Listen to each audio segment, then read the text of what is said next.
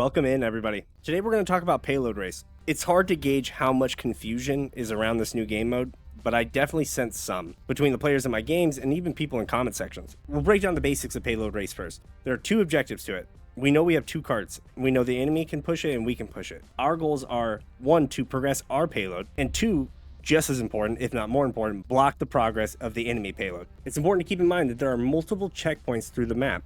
These checkpoints will be hotspots for team fights, and the cart pauses briefly at these checkpoints. There's little intermissions where the cart's not moving. This will be where most of our team fighting is happening. This is also so important.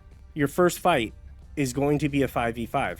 You will have 5 people on your cart and 5 people on their cart. As the map progresses, it will be more looking like a 4-1 split or a 3-2 split. Depending on how it's going, 4 people will be pushing up and fighting while 1 person is walking the cart. This could look like pushing forward as in pushing into their spawn a little bit, which I know, no shame, but we will be spawn camping in this mode. But that split allows you to take team fights and also progress your cart the whole way. An ideal match of Payload Race, 1 person isn't doing anything.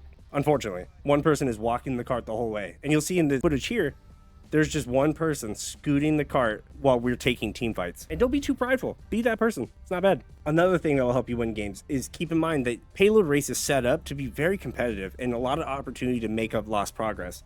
There's been many instances where my team or the enemy team have come back fighting it out of that last section. And that's the key point here, is that nothing matters until that last checkpoint. That last gap seems to go slower. There's a pause before the last checkpoint, and both carts meet there. And this sets up another opportunity for lots of 5v5s, lots of stalling, lots of ability to catch up. You can make up 30, 50, 60% holding them off in the front section where the end is, and having 1 person on your team come back and push the cart. Again, we're trying to walk the cart forward, but not like a push map maybe or a regular payload map. We're not going to keep resetting back on the point. Ideally, we're going to have 1 person on the cart while we're taking team fights and winning those, and flipping that if we're losing.